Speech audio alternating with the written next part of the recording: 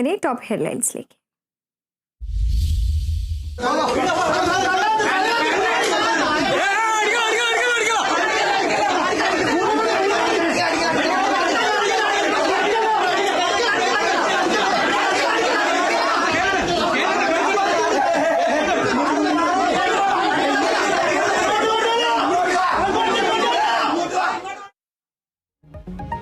Jail ചാടിയ കൊടും കുറ്റവാളി ഗോവിന്ദചാമി റിമാൻഡിൽ. പിടികൂടിയത് തളാപ്പിലെ ആളൊഴിഞ്ഞ വീട്ടിലെ കിണറ്റിൽ നിന്ന്. പുലർച്ചെ ജയിൽ ചാടിയ പ്രതിയെ പിടികൂടിയത് 10 മണിക്കൂറിന് ശേഷം.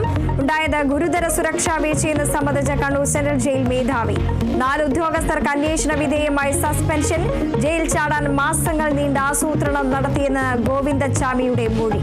ജയിലഴി മുറിക്കാൻ 1.5 മാസം സമയമെടുത്തു. ബ്ലേഡ് എടുത്തത് ജയിൽ വർക്ക്ഷോപ്പിൽ നിന്നും മൊഴി.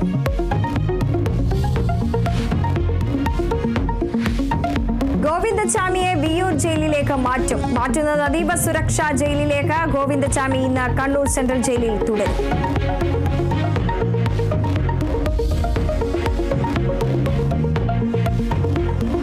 ഗോവിന്ദചാമിയെ പിടികൂടിയതിൽ ആശ്വാസമെന്ന് സൗമ്യയുടെ അമ്മ കേരള വിഷൻ ന്യൂസിനോട്. ഇത്തരക്കാർ പുറം ലോകം കണ്ടാൽ മറ്റ് പെൺകുട്ടികൾക്കും സൗമ്യയുടെ അവസ്ഥ വരുമെന്നും അമ്മ. പിടികൂടാൻ സഹായിച്ചവർക്ക് നന്ദി. ഗോവിന്ദചാമിയെ ജയിൽ ചാടിയതിന് പിന്നിൽ പലരുടെയും സഹായം ലഭിച്ചിരിക്കാമെന്നും അമ്മ.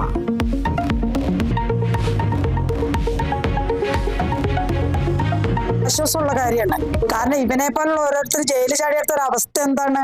ഇവന് ജയിലിൽ ചാടിയിട്ടുണ്ടെങ്കിൽ ഓരോ പെൺകുട്ടികളുടെയും ജീവിതം ഓർത്തിട്ട് ഞാൻ എത്ര നേരം തീ തിന്നാണ്. ഇവൻ ജയിലിൽ ചാടി കഴിഞ്ഞാൽ എത്ര പെൺകുട്ടികളുടെ ജീവിതം നശിക്കും, എത്ര പെൺകുട്ടികൾ എന്ത് ചെയ്യുന്നുള്ളത്. എന്തായാലും ഇവനെ പിടിച്ച ആൾക്കാരോടാണ് ആദ്യം നന്ദി പറയുന്നത്.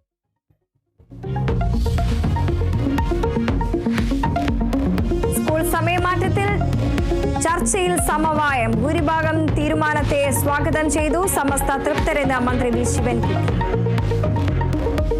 അവരോട് ചോദിക്കേണ്ട കാര്യമാണ്. അവർക്ക് ഇത്രയും ദിവസം ബോധ്യപ്പെടാത്തതുകൊണ്ടാണല്ലോ അവർ ചർച്ചയ്ക്ക് വരികയും ഞാൻ പറയുന്ന കാര്യങ്ങൾ ശ്രദ്ധാപൂർവം കേട്ടിരുന്നു. അങ്ങനെ ഒരു ഉപാധിയൊന്നും വച്ചിട്ടില്ല. അങ്ങനെ വച്ചിട്ടുണ്ടെങ്കിൽ തന്നെ അത് ഇവിടെ പറയാൻ പറ്റുന്ന ഉപാധികളായിരിക്കില്ല. ഇപ്പം നിലവിൽ ഗവൺമെന്റ് എടുത്ത തീരുമാനങ്ങളുമായി മുന്നോട്ട് പോവുകയാണ്. സ്കൂൾ സമയമാറ്റത്തിൽ ചർച്ചയിൽ സമവായം. ഭൂരിഭാഗവും തീരുമാനത്തെ സ്വാഗതം ചെയ്തു. 1-ലധികം ബദൽ നിർദ്ദേശങ്ങൾ മുന്നോട്ട് വെച്ച സമസ്ത. ഈ വർഷം സമയമാറ്റം തുടരുമെന്ന് മന്ത്രി.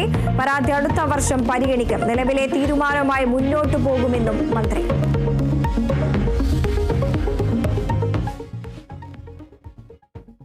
സംസ്ഥാനത്ത് വീണ്ടും ജീവനെടുത്ത് കുഴി. മലപ്പുറം തിരൂരിൽ 6 വയസ്സുകാരിക്ക് ദാരുണാന്ത്യം. അപകടം. യാത്ര ചെയ്യുന്നതിനിടെ ഓട്ടോ കുഴിയിൽ ചാടി തെറിച്ചു വീണ. മരിച്ചത് പുറമണ്ണൂർ സ്വദേശി ഫൈസ.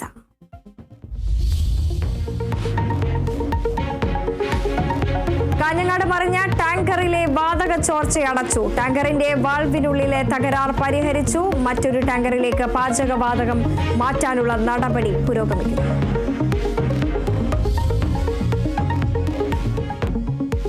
ലോക്സഭയിൽ വീണ്ടും പ്രതിപക്ഷ പ്രതിഷേധം. ബീഹാർ വോട്ടർ പട്ടിക പരിഷ്കരണത്തിലും ഉപരാഷ്ട്രപതിയുടെ രാജിയിലും വിശദീകരണം ആവശ്യപ്പെട്ട പ്രതിപക്ഷത്തിന്റെ പ്രതിഷേധം.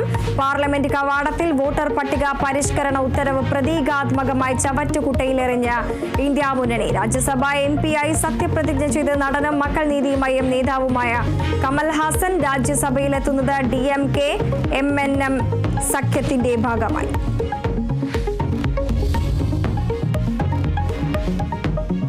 ധർമ്മസ്ഥല കൂട്ടക്കൊലപാതക പരമ്പര വെളിപ്പെടുത്തലിൽ പ്രത്യേക സംഘത്തിന്റെ അന്വേഷണം അനിശ്ചിതത്വത്തിൽ.